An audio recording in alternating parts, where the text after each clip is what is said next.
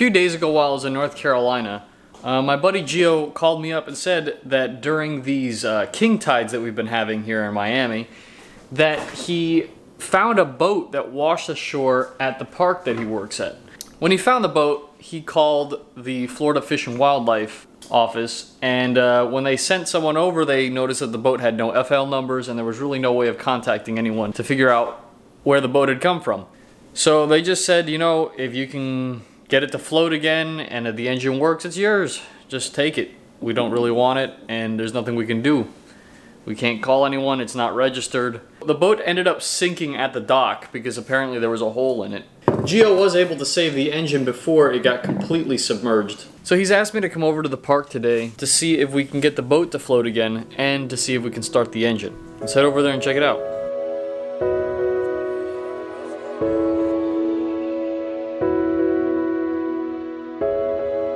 Hello? Yo, are you inside the park yet or are you at the gate? I'm here in the park. Oh, okay. Let me see where I can... Did you already park? Yeah, I'm in front. Oh my god, you got so close to that guy's bumper. Time for a little bit of vlogging. How did you find this boat? Story time.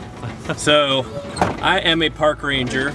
I don't think I'll include the entity or the agency of which I'm a park ranger, just for safety purposes. But anyway, so on my morning shift, I decided to go down by our boathouse. We live in a historic property, and I see something bobbing in the water, fuel tank, and so I thought that was strange, so I went out to take a look, and as I got a better look, ended up finding this really strange looking vessel, this hull. It was kind of like, I don't know, what would you say? It's like kind of like a little skiff of some sort. Yeah, but it doesn't look like a skiff that I've seen, other than maybe like from the Bahamas, like Island Chain, or maybe like South America or something.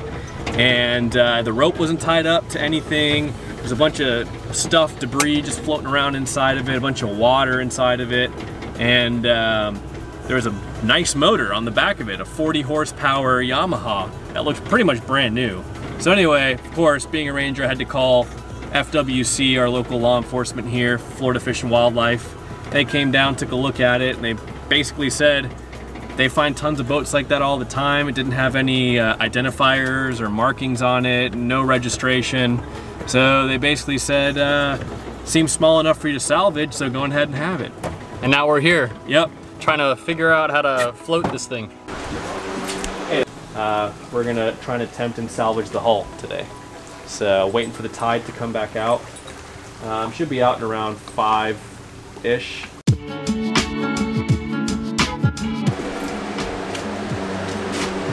Man, that thing's professional. Thanks, man. Look at that. Measure the lower unit. Yeah. All the way down to the little keel here. I get roughly around 3 feet to 37. So that's where the wood's gonna sit right there. Okay. 45, 46 inches. All right. To be up above the ground, but also we can fit this trash can under it, so when we start it and when we maintain it, we can put water in the trash can.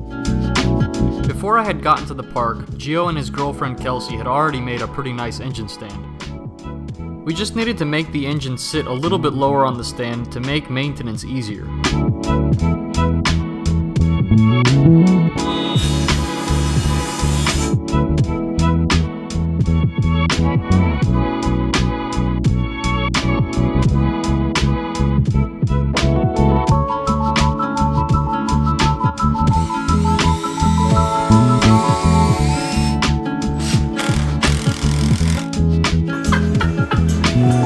Broken drill bit.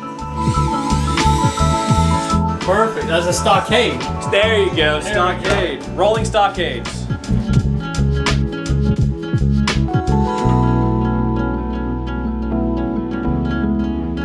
Actually, might need to pull this forward because it's going to live in here. These are the goodies that came out of the boat. Got 2 old school glass masks, snorkeling masks, and then I've got These are nice flippers. Really nice flippers.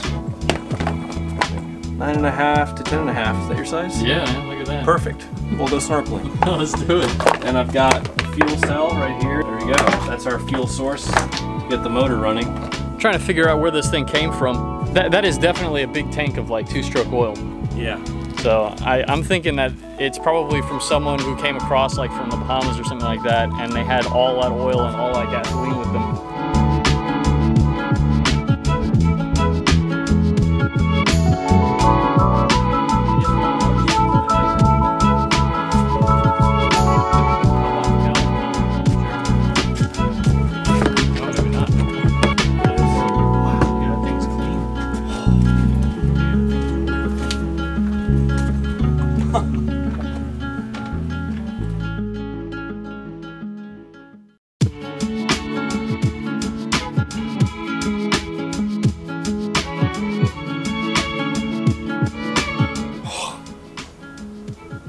Smell that. What is it? I think it's oil. I think you're right. I don't know, man. Smells like diesel fuel almost. Does it? Yeah. Nor do I trust it. There's a lot of fuel. Ghost back there. The filter seems loose from the hose. Or a lighter. Get a lighter. Come on out.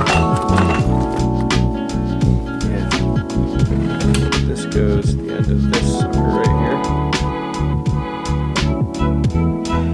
here. Just gonna look up the type of motor now and see what the oil to fuel ratio is. I'm pretty sure it's gonna be 50 to 1, but gonna look it up anyway just to be sure.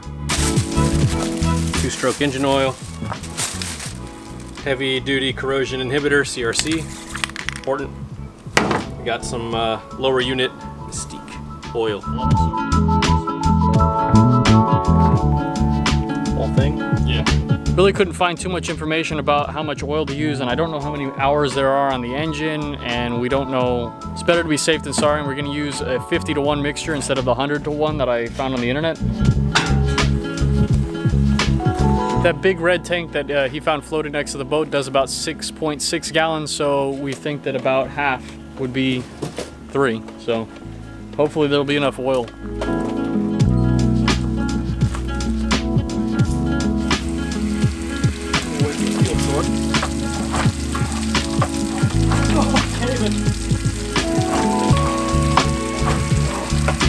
I'm just afraid that I'm gonna like knock it over.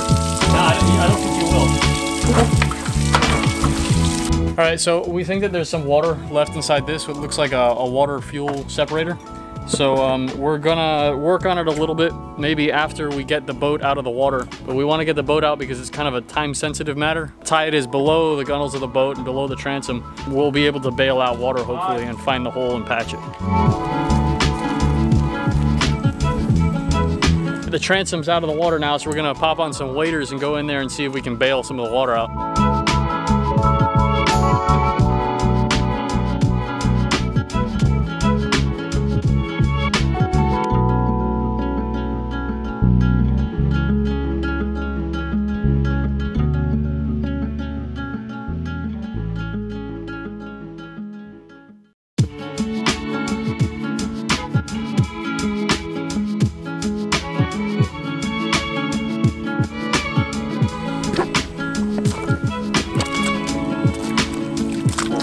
Knife on you? I don't.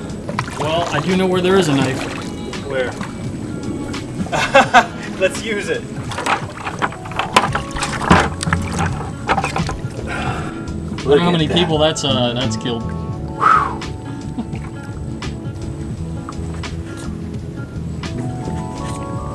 It's gonna take a while.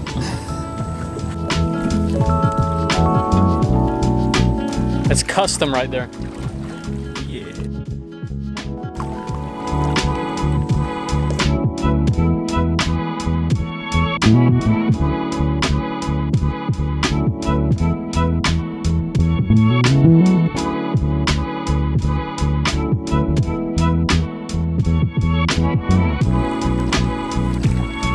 So, looks like these are hand flares, as you can see on the side, that's been wrapped in tape and packaged in some sort of snack wrapper. And the wrapper they use is like all Spanish too. Yeah. Let's look at what type of wrapper this is. Jungla. I guess it says animal crackers. Yeah, there it is, animal crackers. Jungla. Galletas de animalitos. The animalitos. Yeah, man, and here are the flares right here. Oh, 2022, they're still good. They're still good, there you go. They're like brand new. You got some new flares out of it too. You got like a whole boat kit here. I just don't want to pop them off.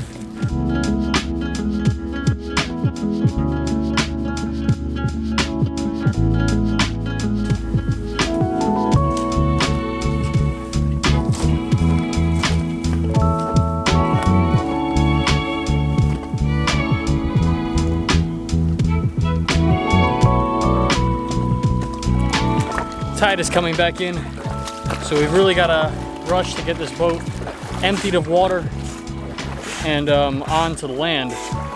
Gonna take out as much water as possible, and we're gonna push it around the pilings over here and try to slide it up that wood that we just put down as a ramp. We're gonna get a 4x4 on this sucker. There we go.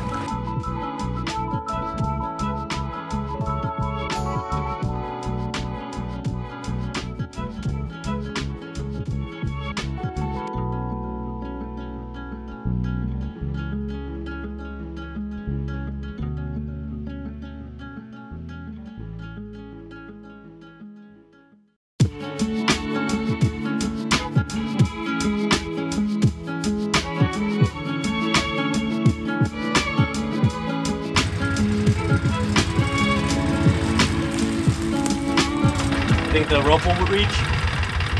Yeah, I think so. Okay, this is called the Flying Bull, and let's see if I can do it.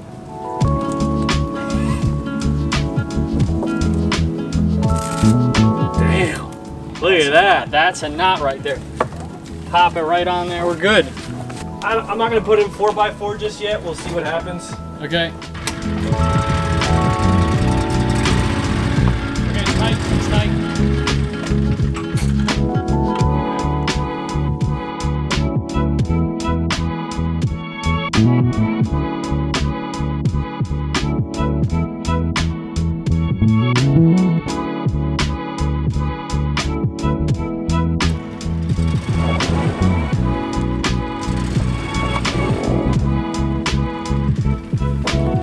There we go.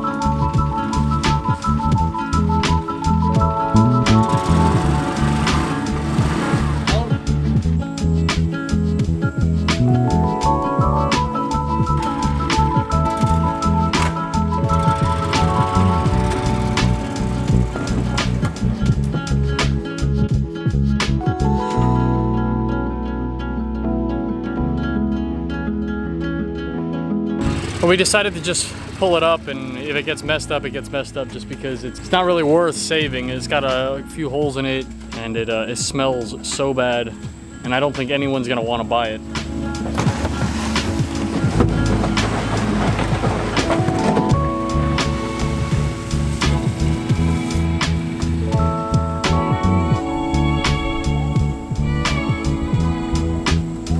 We did it.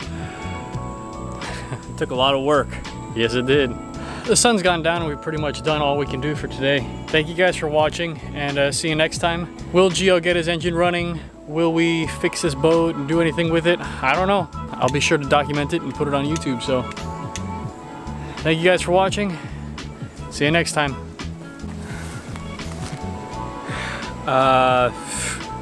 Don't do crack, kids.